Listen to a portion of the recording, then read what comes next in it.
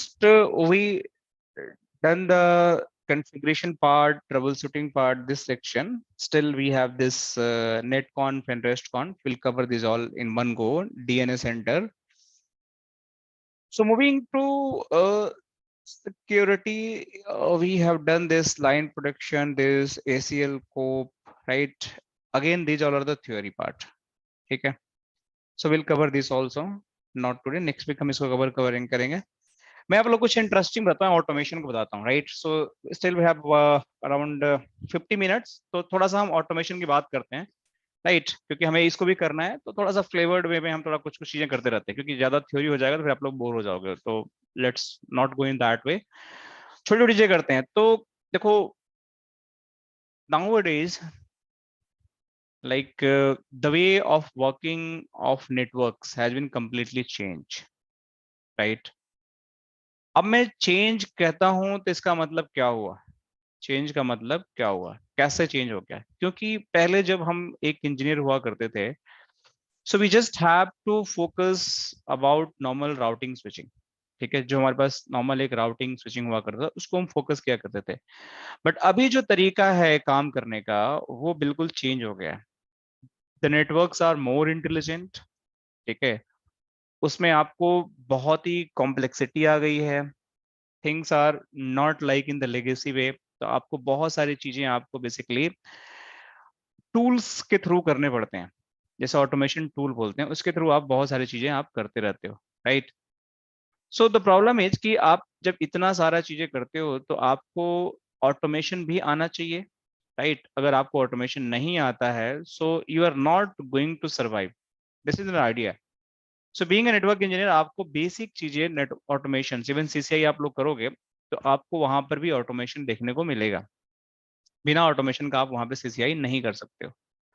सो आप कहीं भी जाओ आपको ऑटोमेशन मिलेगा. इसीलिए सीसीएनए में आपको बेसिक फाउंडेशन मिलता है, सीसीएनपी में भी आपको बेसिक फाउंडेशन मिलता है कि भाई आपका ऑटोमेशन कैसे है, क्या करना है आपको, मतलब चीजें पता है कि नहीं पता है. एक मिनट में इसको ट्राई करता हूँ एक बार.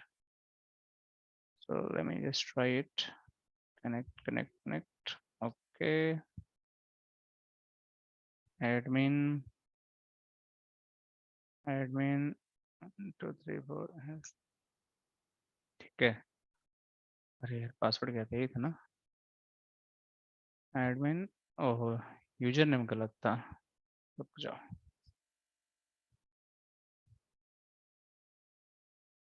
थोड़ा सी डिवाइस को लॉग इन कर लूँ, क्योंकि इसके बिना हमारा कुछ आगे जो बातें कर रहे हैं हो नहीं पाएगा हमारा. एडमिन.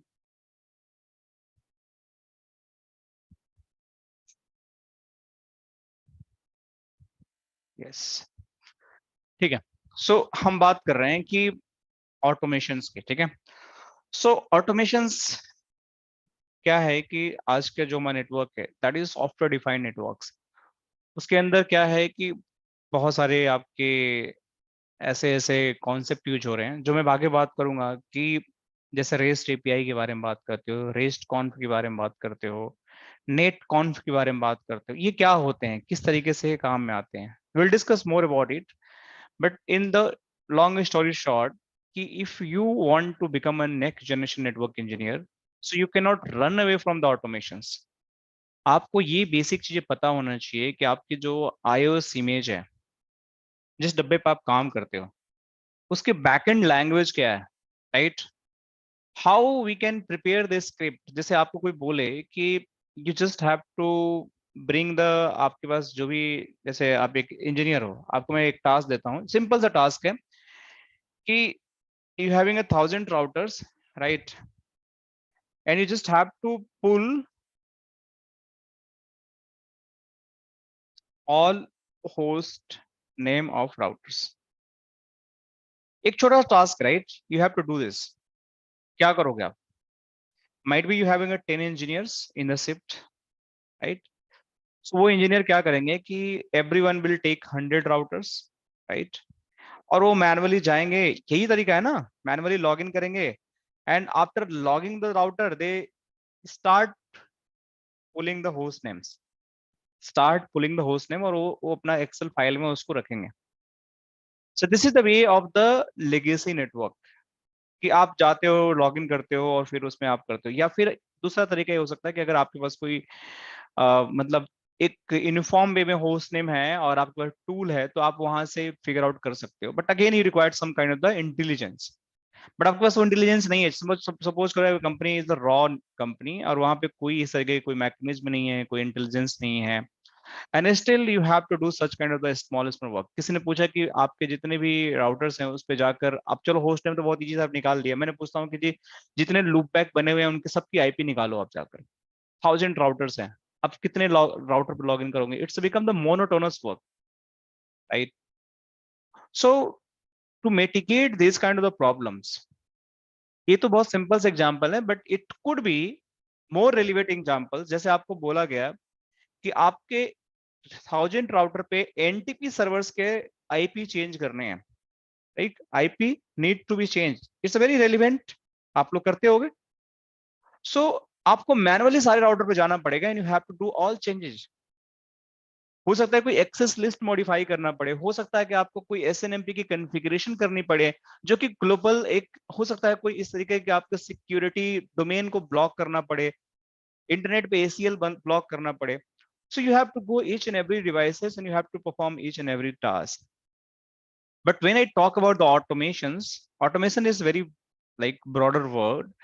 आजकल से इसको डेवनेट लोग कर रहे हैं, लोग ऑटोमेशन में अपना करियर बना रहे हैं। Even CCI exams if you are planning, so उसके अंदर भी ये टॉपिक है and you have to do in the labs, actual labs. तो आपको वहां पे ऑटोमेशन के स्क्रिप्ट पे आपको काम करना पड़ता है, right? So automation is going to help to do this work, not like assigning the work to the 10 engineers and go and work on the 100 devices. आपको एक ऐसी स्क्रिप्ट बनानी है, the script is going to talk, might be by using the some any tool। वो tool क्या हो सकते हैं? वो टूल हो सकता है आपका पाइथन, पाइथन स्क्रिप्टिंग हो सकता है, या कोई अलग टाइप के टूल्स भी हो सकते हैं। जैसे हमारे पास ऑर्केस्ट्रेशन टूल, जैसे हमारे एनसिबल टूल हो गया, ये पपेट टूल्स भी हमारे सॉल्ट से अलग अलग इनके टाइप के टूल्स होते हैं, they also help to get the information to automate your network. But Python is like quite common, बहुत इंटरेस्टिंग लैंग्वेज है and it is using everywhere. So अगर मैं बोलता हूँ पाइथन के थ्रू मुझे ये सारे काम करने हैं, so will it possible? The answer is exactly it is possible. Python is going to talk to your network and after talking it is going to pull all the information on behalf of you. So एक engineer बैठा है, it's in regard of कितनी device है, 1000 है, 10,000 है, या 1 million है, या 100 मिलियन है, या बिलियंस है, I don't care. I have one time effort, only one time effort to just prepare the script. Once my script is ready, I need to run those script। Later मैं ये भी दिखाऊंगा कि Python में आपका कैसे script run होता है, राइट? जैसे मैं अभी एक एक करके बताऊंगा आप लोगों को कि पाइथन आपका, देखो ये पाइथन का सॉफ्टवेयर जैसे मेरे पीसी में इंस्टॉल्ड है।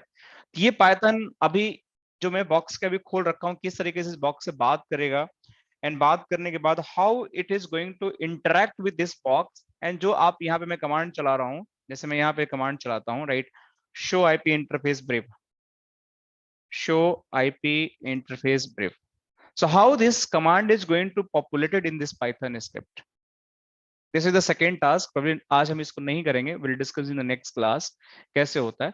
But this is the beauty of the automations। जब automation करते हो तो आपको स्क्रिप्टिंग की बेसिक, आपको एक्सपर्ट नहीं बनना है, but you should know basic चीज आपको पता होना चाहिए। तो मैं आप लोग को बिल्कुल जीरो से स्टार्ट करूंगा कि पाइथन की जो वन डे में कैसे आप एक्सपर्ट बन सकते हो। मीन्स की जैसे learn Python in one day, this is the book I am going to share also, कि एक दिन में आप पाइथन कैसे पढ़ के आप एक्सपर्ट बन सकते हो। जो आपको बेसिक चीजें चाहिए, literally it's possible, it's very easy to understand, trust में। और जितना काम है आपको ज्यादा कुछ सीखना नहीं है, just you have to interpret basic Python program component and script कैसे बनते हैं, जो मैं आप लोग बेसिक स्क्रिप्ट भी दूंगा बनाकर, चला के भी दिखाऊंगा। And then we just have to understand JSON, what is the JavaScript object notation. This topic we are going to cover today, ठीक है? इसके बारे में हम पढ़ेंगे और बाकी चीजें हम अब पाइथन के नेक्स्ट क्लास में पढ़ेंगे। So automation is a component, without automation net now days network जो भी हम यूज कर रहे हैं, they are like not very intelligent. So आपको ऑटोमेशन हर जगह, रेस्ट एपीआई के बारे में पता होना चाहिए, आपका नेट कॉन्फ, रेस्ट कॉन्फ, सब चीजें पता होनी चाहिए आपको, ठीक है। तो बात करते हैं जो फर्स्ट टॉपिक है, what is a Jason, right. Jason क्या है हमारा, इसका पाइथन में बाद में पढ़ेंगे, it's a long language, but what is a Jason, और जेसन का मतलब क्या होता है और ये किस लिए काम होता है। तो देखो, Jason is a Java script object notation, it's a Java based language. जैसे आप लोगों ने एक्सएमएल लैंग्वेज देखा हो, कोई वेबसाइट बनती है तो आप लोगों ने एक्सएमएल में देखा होगा वेबसाइट बनती है। Website can be work on the Python also, Python में भी वेबसाइट बन सकती है। आपकी वेबसाइट पीएचपी में बन सकती है, आपकी वेबसाइट एंगुलर में बन सकती है, राइट। एंड आपकी वेबसाइट आपके सी में बन सकती है, आपकी वेबसाइट सी प्लस प्लस में बन सकती है, आपकी वेबसाइट जावा में बन सकती है। This is possible. बहुत सारे लैंग्वेज मार्केट में अभी बहुत सारे हैं, फैंसी फैंसी लैंग्वेज जो they all are using, right. So basic is XML is like something की जिसको हम बहुत इजीली समझ सकते हैं। उसी तरीके से हमारे पास एक लैंग्वेज है, दैट इज जैसन, जावा स्क्रिप्ट ऑब्जेक्ट नोटेशन। सो इसकी क्या जरूरत पड़ गई हमें, व्हाट, ऐसा क्या हुआ कि हमें इसकी जरूरत पड़ गई। तो जरूरत इसलिए पड़ी कि जो आपकी डिवाइस है, जो आपकी मशीन्स हैं, अभी मैंने एक कमांड चलाया, शो आईपी इंटरफेस ब्रीफ। ये जो आउटपुट आप लोग देख रहे हो ना, ये आउटपुट आपको मशीन में दिख रहा है, but this is not for the machine. This output machine doesn't understand, this output human understand. मतलब जितने भी ह्यूमन बींग्स हैं, they can understand the outputs जो आपके सामने दिख रहा है, but machine can not understand this output. So machine को क्या चाहिए, मशीन को मशीन का लैंग्वेज चाहिए। मशीन लर्निंग क्या होता है कि मशीन को आपकी उसी की भाषा में समझाओ तभी तो समझेगा। आप ह्यूमन हो, आप ह्यूमन की भाषा में समझ सकते हो, but you cannot, machine cannot understand the human language. So what machine understand, the same concept अगर बोलता हूं कि अगर मैं बोल रहा हूं कि ये मशीन नहीं समझता है, ये आउटपुट नहीं पढ़ पाता है, तो मशीन क्या पढ़ता है भाई, ये भी तो सोचना पड़ेगा ना हमें। So machine is going to learn this thing. So see, so IP interface brief, अगर आप जाके चलाते हो, इसके आगे जेसन लिखते हो, so this is the machine language. तो क्या अब आप इसको पढ़ पाओगे, you guys able to learn क्या लिखा हुआ है, आप पढ़ पा रहे हो, but it's not like understandable to human. So ये ऊपर का जो था it's for the human, but जो नीचे का है that's for the machine. So machine ऐसे समझती है और ह्यूमन ऐसा समझता है। तो अब बात आती है कि मशीन ऐसा क्यों समझती है और ह्यूमन ऐसा क्यों समझता है। So the programmer who design this particular जो भी बॉक्स का सॉफ्टवेयर है, उसने लैंग्वेज यूज किया है जेसन इसके अंदर, राइट। जेसन के साथ साथ इसे पाइथन भी यूज हो रहा है, पाइथन इन द बॉक्स इसके इसके iOS में कैपेबिलिटी है, but the language machine is understanding that is JSON. जो भी आप कॉन्फ़िगरेशन करते हो, they all are going to constructed in the JSON format. So ये तो हो गया जेसन जो बहुत ही रॉ में दिख रहा है, बट अगर थोड़ा सा और इसको अच्छे से देखना चाहें तो इसको एक कीवर्ड लगा दो, Jason pretty, right, Jason pretty. So that means कि ये थोड़ा सा आपको स्टिल मशीन लैंग्वेज, बट थोड़ा सा ये टेबुलर फॉर्म में आ गया, थोड़ा आप इसको समझ पा रहे हो कि यार कुछ तो मैं इसको समझ पा रहा हूँ, देख रहे हो। So this is the machine language. So इसलिए जब आप मशीन लैंग्वेज की बात करते हो एंड आपके डिवाइस पे मशीन की लैंग्वेज को समझा जाता है, तो यू शुड ऑल्सो नो कि इसका मतलब क्या होता है, why this is being written in this way and why this is written this way. So ये ह्यूमन के लिए होता है, ह्यूमन को क्या चाहिए कि विलन है, उस पर आईपी है, अच्छा उसका प्रोटोकॉल अप है डाउन है, ठीक है, ऐसा समझ जाएगा, टेबुलर फॉर्म में है, इसको अच्छे समझ में आ रहा है। शो रनिंग कन्फिगरेशन चलाओगे तो आपको पूरी लाइन बाय लाइन कन्फिगरेशन दिख जाएगी, बट उसी को अगर जेसन में चला दोगे, जैसे शो रन मैंने चलाया तो देखो किस तरह की कन्फिगरेशन दिख रही है, बट इसी को मैं जेसन में चला दिया तो आपको कुछ अलग ही कहानी दिखेगी, राइट। देखो आपको जेसन में कितना लंबा चौड़ा कन्फिगरेशन दिख जाएगा आपको। सो नहीं, शो रनिंग कन्फिगरेशन जेसन अगर यहाँ चलाते हो तो देखो आपको बहुत ही लंबा चौड़ा हो जाएगा कन्फिगरेशन आपको।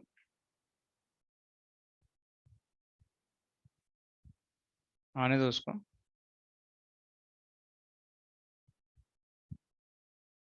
देखो अब इसको क्या ही कोई समझ पाएगा, but machine understand this language, ठीक है। तो जब भी हम जेसन की बात करते हैं तो let me just move to my PPT and then will do some little bit labs also इसके बारे में। So JSON is something JavaScript object notations. So ये हमारा एक ऐसा लैंग्वेज है JavaScript object notation that is understand by the machine. So एक examples है कि humans can recognise this, humans can recognise this. आप कैप्चा आप लोग देखते हो, पूछा जाता है कि भाई बताओ कि कौन से ब्लॉक में कार है, उसको क्लिक करो, तब ऐसे क्लिक कर सकते हो, टॉल बिल्डिंग कैसे क्लिक कर देते हो। But this can not be identify with machines. आप देखते होगे कि आप लोग कभी रेलवे या एयर टिकट बुक करते हो, कोई वेबसाइट पे, वहां पे कैप्चा आ जाता है। क्यों आता है कैप्चा? क्योंकि कोई अगर स्क्रिप्टिंग कर रहा होगा तो मशीन उस चीज को नहीं समझ पाएगी कि भाई ये स्क्रिप्ट क्या है और उसको क्या डालना। तो ह्यूमन कैन ओनली आइडेंटिफाई, और वो आइडेंटिफाई करके जो स्कैटर्ड डेटा होता है, अब ये एक तरह से स्कैटर्ड डेटा है। अब मशीन को कुछ समझ ही नहीं, कितना मशीन को आप ट्रेन करोगे, कितनी लैंग्वेज सिखाओगे, this is not possible to recognise this captcha by the machine. But human समझ सकता है कि अच्छा यहाँ पे जेब्रा क्रॉसिंग है, यहाँ पे कार है, यहाँ पे टॉल बिल्डिंग है, यहाँ पे ओल्ड बिल्डिंग है, जो भी है, it can be understandable.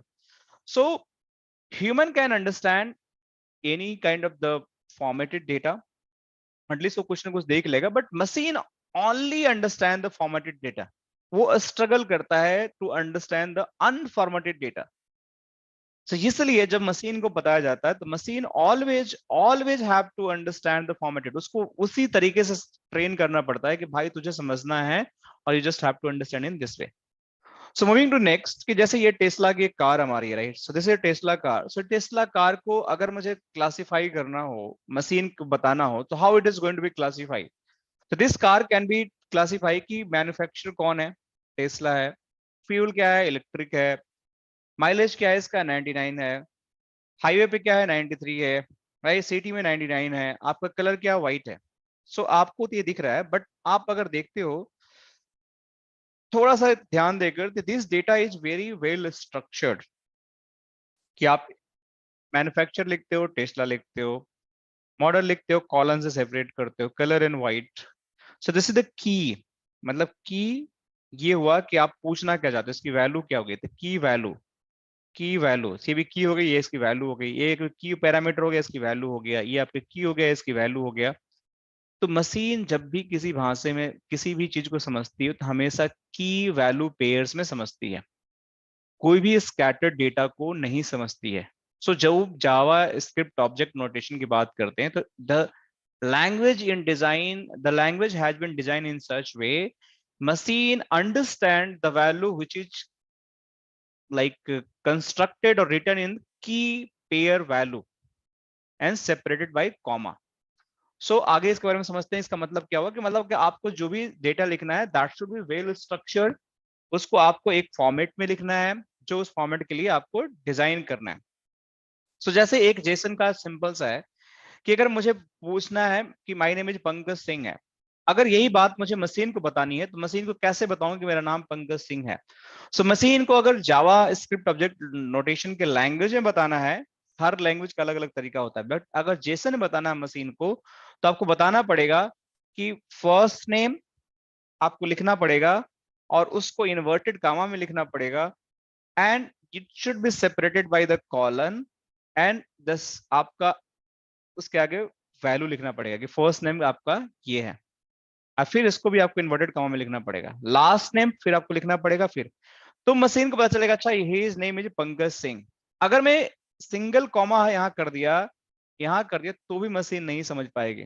Machine is going to understand only those things which is written as per the machine learning language, जो उसका एग्जैक्ट फॉर्मेट है। तो formatting is very important. So JSON data is written is as a name value pair, आप एक name और value pair में लिखते हो सेपरेटेड बाय कॉलम, राइट? और जो भी फील्ड आप देते हो that always in double quote and followed by the colon and followed by the values, जो भी आप वैल्यूज देना चाहते हो, तो इस तरीके से आपको लिखना पड़ता है, then machine is going to be understand. So moving next, जो जेसन हमारा होता है, उस जेसन को जब आप क्लासिफाई करते हो तो उसको हमेशा अनऑर्डर्ड, अगर कलेक्शन हुआ, ऑब्जेक्ट जो होता है अनऑर्डर्ड कलेक्शन होता है। अनऑर्डर्ड कलेक्शन का मतलब कि आपके पास बहुत सारा डेटा हो सकता है, जैसे ये इस पे मैं गया तो जैसे ये देखो कितना अनऑर्डर्ड कलेक्शंस हैं, बट इसके अंदर बहुत सारे मल्टीपल डेटा हैं, मतलब इसका कोई ऑर्डर नहीं है, but they are unordered collection. So object is, और अगर पूछता है कि जेसन ऑब्जेक्ट क्या होता है, तो आपको ये बोलना है कि it is on ordered collection, मतलब multiple collection information I have, but they all are define in key value pairs. देखो मोस्ट इंपोर्टेंट थिंग कि जितने भी डेटा हैं, देखो इनका सबका डेफिनेशन की वैल्यू पेयर के फॉर्मेट में ही है। जैसे मैं अगर थोड़ा सा इसको इस तरीके से पीटी वाला यूज करता हूँ, देखो तो वीआरएफ नेम आउट, देखो ये की हो गया, वीआरएफ नेम क्या हो गया, डिफॉल्ट हो गया, इंटरफेस नेम विलन 10 हो गया, प्रोटोकॉल स्टेज डाउन हो गया, आईपी प्रीफिक्स ये देखो। तो हर चीज आपको की वैल्यू पेयर में, बट डेटा आपका अलग अलग है, इट्स ऑन ऑर्डर। तो ये एक तरह से ऑब्जेक्ट हो गया आपका, this is known as the objects. Data object के अंदर जो डेटा होता है that always surrounded by the bracket, curly bracket. So देखो ये डेटा को हम करली ब्रैकेट में ही डाल रखा है ना, so this is an object. So अगर आपको मैं एग्जांपल देता हूँ, बुक में जाता हूँ, अगर पूछता हूँ कि भाई ये बताओ कि इसका आंसर क्या होगा, तो यू कैन, क्वेश्चंस कैसे आते हैं देखो अब एग्जाम में। So let me just go there.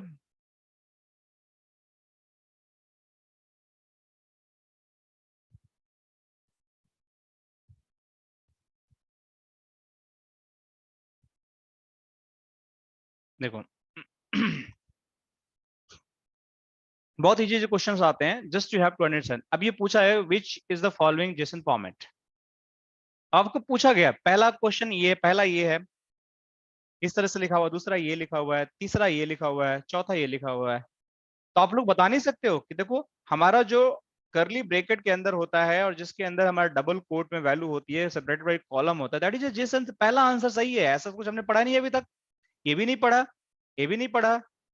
तो this is not correct, all three B C D is not correct, A is correct. ऐसे क्वेश्चन एग्जाम में आपको आएंगे।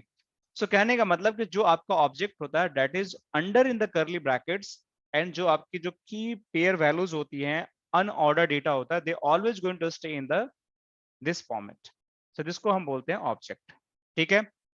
एंड यही सारी चीजें कि each की value is separated by the comma, right.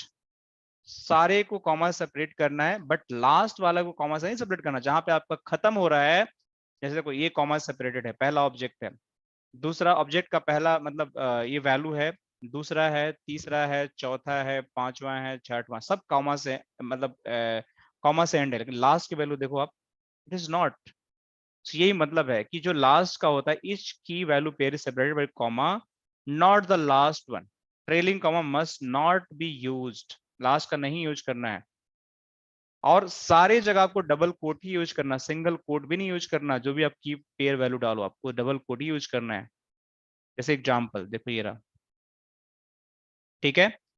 तो अनदर ऑब्जेक्ट एग्जांपल देखो, ये करली ब्रैकेट में हुआ कि website pankajsingh.com, right, Pankaj Singh, right? So this is something how you can understand the JSON format. दूसरा इसका होता है ऑब्जेक्ट, एक होता है डेटा टाइप जिसको मैंने आप बता दिया। अब दूसरा इसका होता है, ये होता है आपका एरे।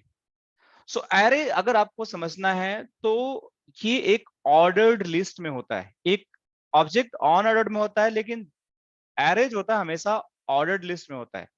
और हमेशा ये आपके जो ये ब्रैकेट है, जो स्क्वायर ब्रैकेट है, इसके स्क्वायर ब्रैकेट के अंदर रहता है। तो देखो ये जैसे ये ऑर्डर क्या है कि मतलब इसके अंदर डेटा अनऑर्डर्ड है, लेकिन सब डेटा सिमिलर है। देखो इस ब्रैकेट के अंदर सारे डेटा सिमिलर्स हैं, all data are similars. So this is the become the array. Array is going to hold the multiple objects data, but all objects having a similar data. So देखो यहाँ पे फिर से मैं जाता हूँ। So ordered list of the value use always is square brackets, can store the multiple types. JSON array can store the valid JSON data types such as strings. String क्या होगा, जैसे आपने hello लिखा, hello is a string, my name is Pankaj is string, Guinness is string, number any number, boolean जैसे कोई भी आप boolean के values लिखते हो x और का, वो हो गया ऑब्जेक्ट, मतलब कोई भी आप ऑब्जेक्ट लेते हो वो कोई भी वैल्यू को होल्ड कर सकता है। And value must be separated by comma, again इसके भी रूल्स हैं कि जो भी इसके अंदर वैल्यू लिखोगे they all must be separated by comma. देखो यहाँ से आपका स्टार्ट हुआ एरे, इसके अंदर आए सारे आपका कॉमा से, ये पहला एरे यहाँ पे कंप्लीट हुआ, ऑब्जेक्ट कंप्लीट हुआ, फिर सेपरेट किया, यहाँ भी कंप्लीट हुआ। लास्ट में जब देखोगे आप, लास्ट में जाओ तो यहाँ पे लास्ट का जो होगा वहां पे फिर से कॉमा नहीं होगा, क्योंकि this is the last object and this is just going to close simply, and then you just have to close with your array bracket. So अब आपको प्रैक्टिकल कैसे करना है, so practical you just have to log in, ये sandbox है, इसको आप अपने इंटरनेट से लॉग इन करो। आपके पास इंटरनेट है, आपको पुट्टी होना चाहिए, जैसे मैंने लॉग इन किया। आपको जाना है, you just have to put this user name, this device host आपको पुट करना है यहाँ पे। आपको यूजर नेम एंड पासवर्ड जैसे ही पुट करोगे आपको यहाँ पे ये लॉगिन हो जाएगा। लॉगिन होने के बाद आपका जैसे सिंपली यहाँ पे शो आईपी इंटरफेस आप अगर चलाते हो तो आप यहाँ पे देख जाओगे कि ये मेरा ह्यूमन रीडेबल है। अगर इसी को आपको अगर करना है कि अगर मुझे जेसन में देखना है तो आप जेसन कीवर्ड लगा दो, तो this output is going to show you in the JSON format. अब इसी को समझना है जेसन प्रीटी में, तो आप यहाँ प्रीटी कीवर्ड लिख दो, तो जेसन प्रीटी में दिखा देगा कि देखो कितना ये सुंदर डेटा लिख रहा है आपके जेसन में। तो इस तरीके से आप इसको समझ सकते हो। तो अगर मानते हैं कि अगर मुझे शो वर्जन का आउटपुट देखना है, राइट, जेसन प्रीटी के अंदर, तो यहाँ चला दो शो वर्जन आईपी एड्रेस, कुछ भी कमांड चला, जितने भी कमांड चला सकते हो चला सकते, show version, right, pipe include JSON pretty.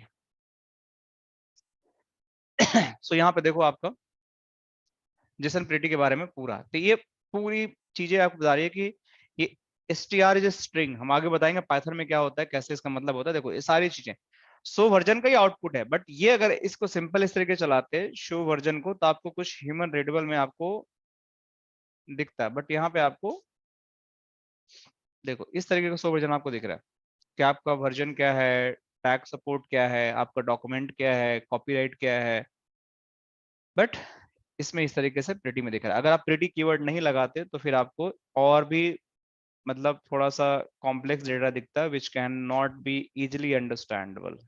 Okay, तो देखो यहाँ पे देखो इस तरीके का, अब क्या है इसको पढ़ोगे, it's very hard to digest. Data type हमने पढ़ लिया है कि देखो हमने ऑब्जेक्ट की बात किया, तो ऑब्जेक्ट हमेशा क्या होता है कि अनऑर्डर्ड कलेक्शन की पेयर वैल्यूज, जिसके अंदर हमारे पास ब्रैकेट के अंदर होता है, जो मैंने दिखाया अभी आपको। लेकिन हमेशा लास्ट वाला आपके पास कॉमा नहीं होगा, बाकी कॉमा होगा। लेकिन जब आप बात करते हो कि आपका एरे का, तो हमेशा आपका वो ब्रैकेट के अंदर होगा, देखो स्क्वायर ब्रैकेट के अंदर होगा। ठीक है, सो this is all about the Python. आपको बेसिक पाइथन की सॉरी जेसन की आपकी अंडरस्टैंडिंग होनी चाहिए कि जेसन होता क्या है, right, and how it looks like, how we can verify. So ये रियल टाइम बॉक्स है, ये नेक्सस का बॉक्स है।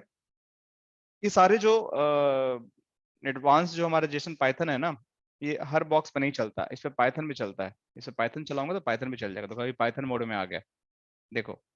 सो ये अभी पाइथन है, देखो पाइथन 2.7 है। सो पाइथन एक कैलकुलेटर की तरफ यूज कर सकते हो आप लोग। देखो प्लस कर देगा, कुछ भी नंबर डालो पाइथन, अभी आगे हम इसी को एक्सप्लोर करने वाले हैं। सो नॉट नेक्स्ट क्लास में करेंगे हम लोग। देखो ये पाइथन किसी भी तरीके से कर देगा। सो आप यहाँ पे, अरे क्या कमांड है इस बाहर आने का, एक्चुअली नहीं मैं खुद ही भूल गया। इसका ये था, चलो ठीक है, आ गया।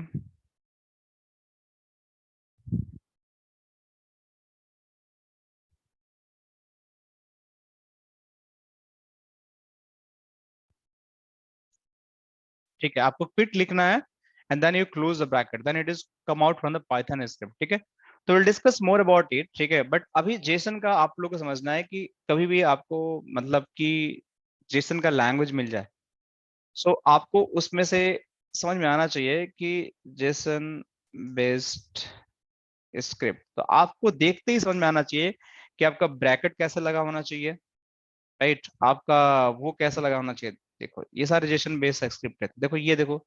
सो हर एक चीज में आपका हर डेटा आपका ऐसे ही डबल कोट से है, की पेयर वैल्यू। और जब भी हम एरे के सॉरी ऑब्जेक्ट के अंदर डेटा डालते हैं तो हमेशा करली ब्रैकेट से स्टार्ट होता है और एंड होता है, लास्ट की वैल्यू में कॉमा नहीं होना चाहिए। तो अगर कोई ऐसा क्वेश्चन आता है कि इसमें से बताओ कि ये चार सेक्शन आपको एग्जाम में मिल जाए, ऐसे क्वेश्चन भी ऐसे ही आएंगे कि जैसे यहाँ पे एक कॉमा लगा हुआ है, राइट, और ये ऑप्शन ए है, ये ऑप्शन बी है, ये ऑप्शन सी है, और आपसे क्वेश्चन पूछा जाए कि इन तीनों में से which one is the correct Jason objects, तो आपका आंसर सीधा सॉरी कौन सा रॉन्ग है, तो आपका ये होना चाहिए, क्योंकि लास्ट में देखो कॉमा लगा हुआ ना, इसमें नहीं होना चाहिए कॉमा। तो आपको ऐसे ऐसे अपने आपको मेंटली फिट करना पड़ेगा कि मतलब व्हाट डज मीन जेसन का मतलब, कि आपके जो भी वैल्यूज हैं अगर एरे सॉरी ऑब्जेक्ट के अंदर हैं, दे ऑलवेज इन द करली ब्रैकेट्स, स्टार्ट इन द करली brackets, close in the curly brackets. First curly brackets आपका कॉमा से क्लोज होगा, लास्ट में कॉमा नहीं होगा, ये भी ध्यान रखना आपको। फिर सेम आपकी जो वैल्यूज होंगी, फर्स्ट में कॉमा, सेकंड में कॉमा, थर्ड में कॉमा, अगर दो ही है तीसरी में कॉमा नहीं होगा, अगर तीन है चौथे में कॉमा नहीं होगा। ये आपको बहुत ध्यान से रखना, और सब कुछ ये डबल इन्वर्टेड कॉमा, कंफ्यूज नहीं होना, कुछ भी गड़बड़ करोगे तो it is not going to understand with the machine. ठीक है, so is it clear to you all कि जेसन का फंडामेंटल्स क्या है और कैसे हम वेरीफाई कर सकते हैं? लैब भी मैंने बता दिया आपको कैसे करना है। सो गेट द डॉक्यूमेंट, ठीक है, और आपको इसी स्टेप से पूरा आप लोग अगर मैं अगर जाना है, if you want to do right now, तो ये देखो ये रहा आपका स्क्रीनशॉट, आप लोग ले सकते हो, you can just log in, आप लोग फ्री में अपने पट्टी सेशन से जाकर आप लॉग इन कर सकते हो, and you can try to run these all commands. So this is all about the JSON. Any question?